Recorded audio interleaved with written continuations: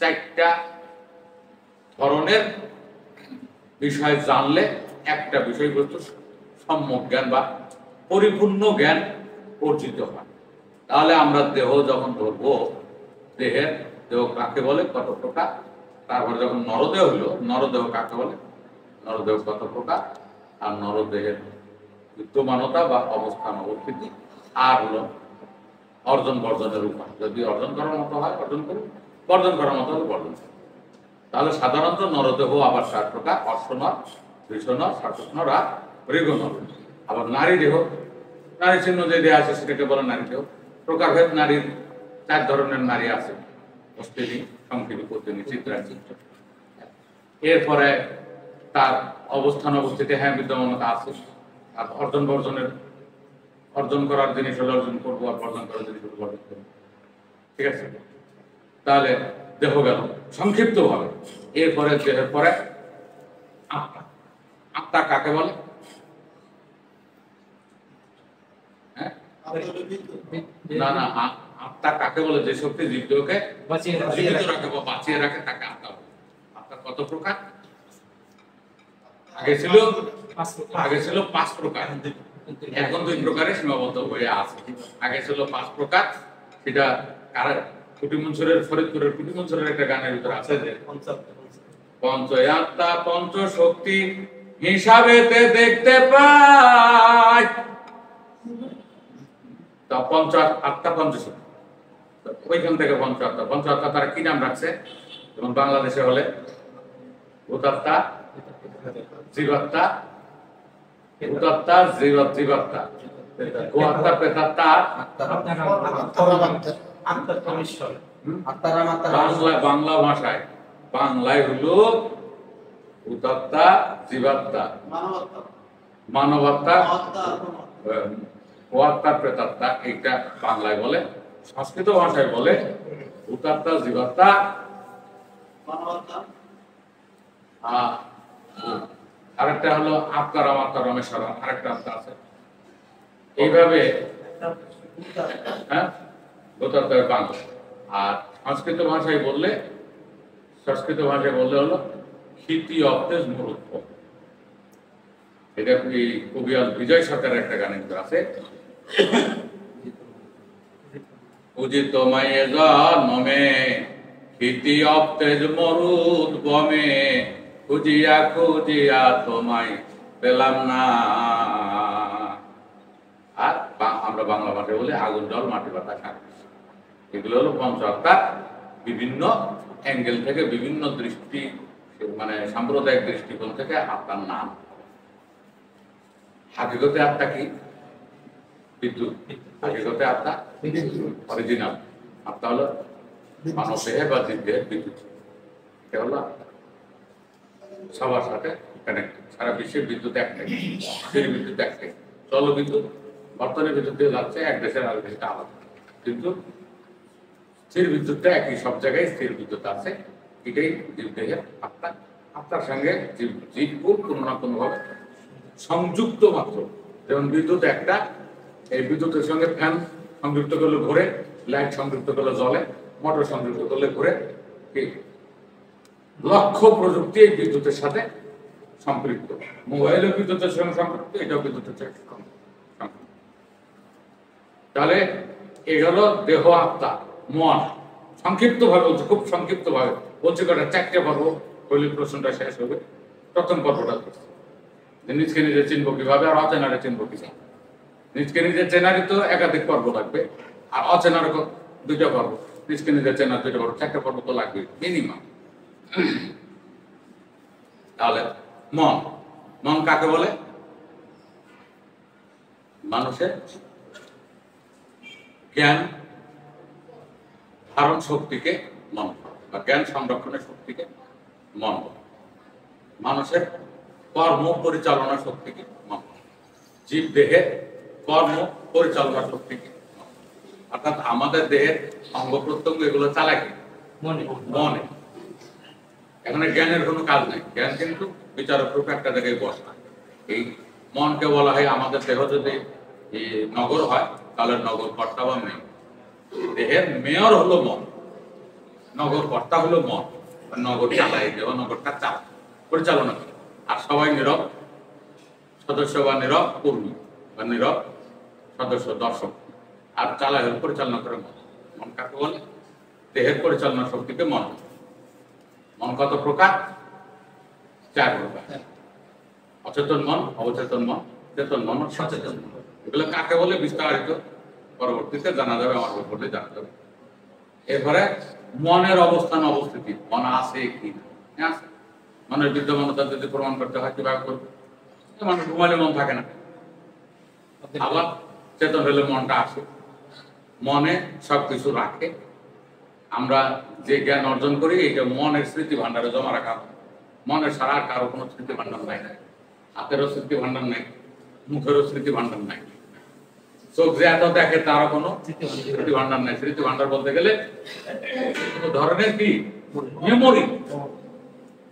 এই মেমোরি হাতের, চোখের, নাকের কারোই নেই। ইভেন জ্ঞানেরও কোনো মেমোরি। জ্ঞান শুধু অ্যানালাইসিসটা করে র্যামের মাধ্যমে। আমরা এই কম্পিউটার প্রযুক্তির জন্য, যেটা ল্যাপটপ বা কম্পিউটারের জন্য বা মোবাইলের জন্য, এটাকে কি বলবো? প্রসেসর। প্রসেসর হলো জ্ঞান আর মস্তিষ্ক। প্রসেসর এট এ টাইম ন্যানো সেকেন্ডের ভিতরে 80টা তথ্যকে প্রসেস করছে। বর্তমানে আমাদের যে প্রসেসর আছে, আরো এখন বেশি হয়েছে, 80টা তথ্যকে এট এ টাইম ন্যানো সেকেন্ডের ভিতরে প্রসেস করার ক্ষমতা বর্তমান প্রসেসরের আছে। আর এখন তো আরো বাড়ছে সেটা। জ্ঞানটা হলে এরকম প্রসেস করে, জ্ঞানকে সাইজ করে, রিসাইজ করে, পরে যখন এই অ্যানালাইসিস বা বিশ্লেষণটা হয়ে যায় তখন এটা মনে রেখে দেয়। জ্ঞান আবার আরেকটা কাজে ব্যস্ত, আর এটাকে বহন করে, সংরক্ষণ করে মন। এই জন্য লোকে বলে মনে নেই, জ্ঞানে নাই, এই কথা কেউ বলে না। হাতে বা চোখে, নাকে, মুখে এরকম কেউ বলে না। সবাই বলে কি মনে ছিল না, মনে নাই। তাই তো? মিলছে তো কথাগুলা? আবার এই মন ছাড়া আর কারো স্মৃতি ভান্ডার নেই, আরো বুঝলাম। কারণ মনের অস্তিত্ব আমরা পেলাম। এখন মন অর্জন বর্জনের, হ্যাঁ, ভালোভাবে মন তৈরি করতে হবে, ভালো মনটাকে গ্রহণ করতে হবে, মনের ভালো দিকটাকে গ্রহণ করতে হবে, খারাপ দিকটাকে বর্জন করতে হবে। কেন অর্জন বর্জনের উপায় আছে। এরপরে আমরা জ্ঞান। জ্ঞান কাকে বলে? কোনো কিছু বিশ্লেষণ শক্তিকে জ্ঞান বলে। জ্ঞান কত প্রকার? 2 প্রকার। একটা পরাজ্ঞান, অপরাজ্ঞান। পরাজ্ঞান হলো সকল জ্ঞানকে, জ্ঞানের উপরে যে বিজয়ী জ্ঞান সেটা হলো পরাজ্ঞান। সেটা হলো ব্রহ্মজ্ঞান বা ঈশ্বর জ্ঞান, সর্ববিজ্ঞানের জ্ঞান। এটা হলো পরাজ্ঞান। জ্ঞানের কাছে সবাই মাথা নত করতে বাধ্য, যেমন আমরা যে জ্ঞানের চর্চা করি। আর অপরাজ্ঞান হলো সেলাই মেশিনের জ্ঞান, তারপরে লেদ মেশিনের জ্ঞান, হ্যাঁ, এই ছোটখাটো শিল্পের জ্ঞান, দোকানের জ্ঞান, ব্যবসার জ্ঞান, যে হাজারো আইটেমের, লক্ষ আইটেমের যে জ্ঞান আছে, এগুলোকে বলা হয় অপরাজ্ঞান। একটা নির্দিষ্ট এলাকা বা নির্দিষ্ট বিষয়ের জ্ঞান। আর পরাজ্ঞান হলো সার্বিক জ্ঞান, স্বয়ং ঈশ্বরের জ্ঞান, স্বয়ং ব্রহ্মজ্ঞান, স্বয়ং সৃষ্টিকর্তার জ্ঞান, সৃষ্টিকর্তার বিষয়ে সম্যক জ্ঞান। এটা হলো পরাজ্ঞান। এই জন্য পরাজ্ঞানীর কাছে অপরাজ্ঞানীরা সবাই পরাজ্ঞান। তাহলে অর্জন বর্জনের উপায়, হ্যাঁ, জ্ঞান ভালো জিনিস, জ্ঞানের ভালো দিকটা অর্জন করবো, ভালো ভালো বিষয়গুলো জানা বোঝার জ্ঞানগুলো অর্জন করবো, খারাপ জ্ঞানগুলোকে বর্জন করবো। যেমন তাস খেলা, লুডু খেলা, তারপরে জুয়া খেলা, এগুলো তো খেলা। আমরা এই জ্ঞানগুলোকে অর্জন করলাম, তাতে কোনো ক্ষতি হবে। আমি ভালো জ্ঞানগুলোকে অর্জন করি, খারাপ জ্ঞানগুলোকে বর্জন করি। ক্লিয়ার? তাহলে দেহ, আত্মা, মন, জ্ঞানের প্রাথমিক একটা ধারণা আমাদের। একটা মানুষ দেহ, আত্মা, মন, জ্ঞান বহন করে। এখন এই দেহটা কি, কোথেকে এলো, কিভাবে? এবার হাকিকত। আমরা এতক্ষণ সাধারণ ভাবে বললাম, এবার হাকিকতে আসি। আমার এই দেহটা কার কাছ থেকে এসছে? কার কাছ থেকে এসছে? আর আত্মাটা কার কাছ থেকে আসছে? আত্মাটা হলো মায়ের, আর এই দেহটা হলো বাপের। মনে থাকবে এটা? বাপের শুক্রাণু কনভার্ট হয়ে আমার দেহ হয়েছে।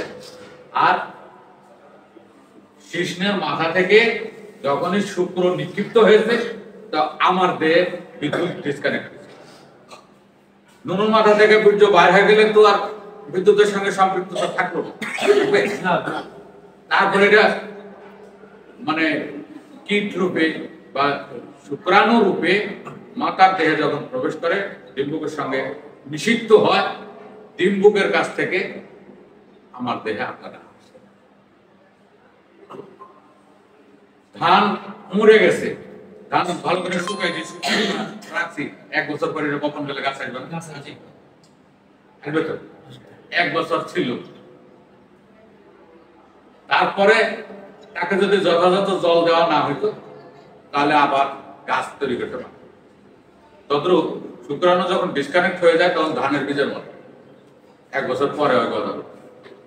ধানের বীজের মতো, সরিষার বীজের মতো এই শুক্রাণুটা দীর্ঘ পথ অতিক্রম করে ডিম্বাণুর সঙ্গে মিলিত হয়ে মায়ের যে বিদ্যুৎ আছে, বিদ্যুৎ হলো আত্মা, মায়ের বিদ্যুৎটা আস্তে আস্তে সন্তান যখন বড় হয় সন্তানের দেহের সঙ্গে কানেক্টেড হয়ে কানেক্টেড থাকেই নারীর মাধ্যমে।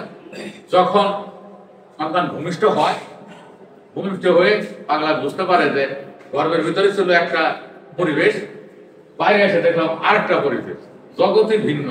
অস্বস্তি যখন লাগে পাগলা তখন কান্না শুরু করে। তখন দাই বা দাদি নানি যারা আছে ওরা মনে করে জ্বর এখন না, এটা কাটার সময় হয়েছে, না কান্না করার আগে না এটা কাটবে না। কান্না যখন করে তখন মায়ের নারীর সঙ্গে সন্তানের যে সংযোগটা আছে সেটা বিচ্ছিন্ন করা হয়। বিচ্ছিন্ন করার পরে দুই টুকরা হয়, নাহলে 1 টুকরা নারী দ্বারা দুধ হয়। এই আত্মাটা ডিসকানেক্ট হলো কখন? যখন সন্তানের দেহে আরেকটা পার হাউস সৃষ্টি হয়। বিজ্ঞানীরা বলে যে 4 সপ্তাহ পরে সন্তানের দেহে আরেকটা পার হাউস সৃষ্টি, মানে বিদ্যুতের পার হাউস, যেটাকে ফুসফুস চালায়, আর ফুসফুস যে বাতাসের মাধ্যমে চালায়, হার্ট যেটাকে সবসময় নিয়ন্ত্রণ। আমাদের এই বিদ্যুৎ উৎপন্ন হওয়ার জন্য যে বায়ু প্রয়োজন সেটা ফুসফুস কাজ করে।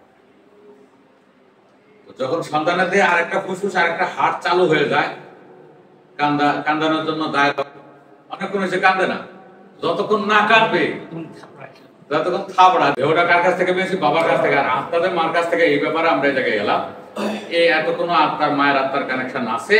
আবার আমরা যেটা কারণ বলি যে দুইটা আত্মার শখ হচ্ছে এই জায়গায়।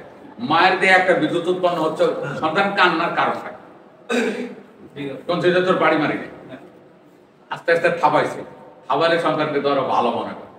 এই জন্যে বাচ্চা পোলাপানের হোগায় থাবাইলে এরা ঘুমাবে, আর বড় মানুষের হোগায় খাবার দিলে রাগ করবে, তাই না? দেখো হোগায় খাবার না কিন্তু একই নাই, বড় মানুষের হোগায় খাওয়া দেয় দেখো, আর বাচ্চা পোলাপানের হোগায় খাওয়া দেয় দেখো, দুইটার ভিতরে সোফার ডিফারেন্স বিটুইন দ্যাট টু খাবার, ঠিক আছে? দুইটার ভিতরে কত পার্থক্য। ঠিক যখন সন্তানের দেহে আর একটা বিদ্যুৎ সৃষ্টি হয়েছে, আর মাতার দেহের বিদ্যুতের যে প্রবাহটা আছে, দুইটা বিদ্যুতে সে শক করার কারণে অসুস্থ অনুভব করছে, এই জন্য সেটা না থামালো কেন? তাহলে সন্তানের কান্নার মূল কারণটা কি? দুইটা বিদ্যুতের শক।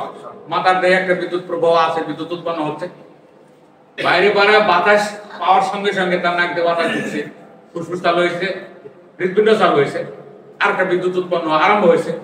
দুইটা বিদ্যুৎ উৎপন্ন হয়ে একটা তারের ভিতর দিয়ে যাচ্ছে, যার পরে শক হয়েছে, শক হওয়ার পরে অস্বস্তি মনে করতেছে, তখন সে কেঁদে উঠলো। এইটা হলো মূল কারণ, বৈজ্ঞানিক কারণ। আর সাধারণ মূল্যমনসীরা বা সাধারণ লোকগুলো বলে কি, গর্ভের ভিতরে একটা পরিবেশের ভিতরে ছিল, বাইরে হয়েছে আরেকটা পরিবেশ পাইছে, ভাই ঠান্ডা লাগছে না গরম লাগছে, অস্বস্তি বোধ এদের না আল্লাহর নাম নিস, হ্যাঁ কেউ কেউ আল্লাহর নাম নিস, আল্লাহর নাম নিস, আর আব্বা ডাকছে, এক একজনে এক একটা বল।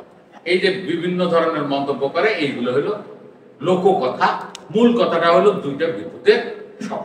এই জন্য অস্বস্তি বোধ করতে কান্না করে, কান্না করার পর গায়রা মনে করে এবার দুইটা বিদ্যুৎ আলাদা করতে হবে, তখন ওরা নাইটা কেটে দেয়, বাস দুই টুকরা হয়ে